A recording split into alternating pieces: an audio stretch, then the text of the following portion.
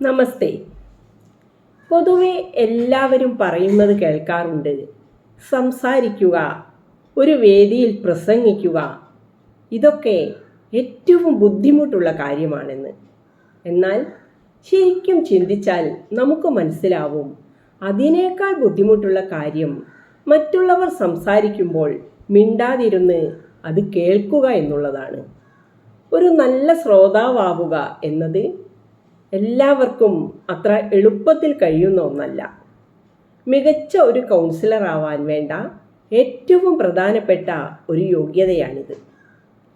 ജ്ഞാനത്തിനും വിവേകത്തിനും എപ്പോഴും പ്രാധാന്യം നൽകുന്ന ചക്രവർത്തിയായിരുന്നു അക്ബർ. ഒരിക്കൽ അക്ബർ ചക്രവർത്തി തൻ്റെ ഉപദേശകനായ ബീർബലിനോട് രാജ്യത്തിലെ ഏറ്റവും ബുദ്ധിമാനായ മനുഷ്യനെ കണ്ടെത്താൻ ആവശ്യപ്പെട്ടു. ബീർബൽ ദൂരവ്യാപകമായി ഏറ്റവും ബുദ്ധിമാനായ മനുഷ്യനെ തിരഞ്ഞു. പ്രത്യേകിച്ച് ആരെയും കണ്ടെത്താനായില്ല. അവസാനം ഒരു ചെറിയ ഗ്രാമത്തിൽ താമസിച്ചിരുന്ന ഒരു സാധാരണ കർഷകനെ കാണാനിടയായി. ബീർബൽ ആ കർഷകനെ അക്ബർ ചക്രവർത്തിക്ക് മുന്നിൽ ഹാജരാക്കി. ചക്രവർത്തി ആശയക്കുഴപ്പത്തിലായി. എന്തുകൊണ്ടാണ് ഈ ലളിതമായ കർഷകനെ ഏറ്റവും ബുദ്ധിമാനായ മനുഷ്യനായി തിരഞ്ഞെടുത്തതെന്ന് ബീർബലിനോട് ചോദിച്ചു.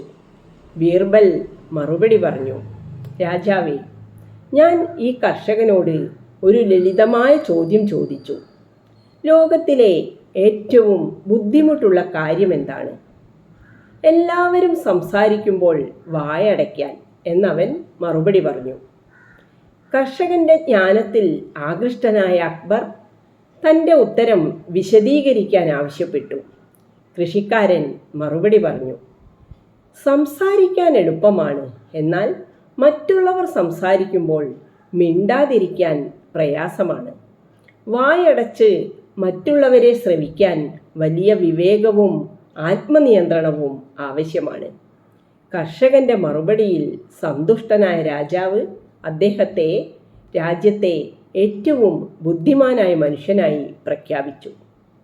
പ്രിയമുള്ളവരെ, യഥാർത്ഥ ജ്ഞാനം സംസാരിക്കുന്നതിലല്ല, കേൾക്കുന്നതിലും നിരീക്ഷിക്കുന്നതിലുമാണെന്ന് നമുക്ക് മനസ്സിലാക്കാം. അപ്പോൾ റെഡിയല്ലേ? നമുക്ക് ക്ഷമയോടെ മറ്റുള്ളവർ പറയുന്ന കാര്യങ്ങൾ കേൾക്കാൻ ശ്രമിക്കാം.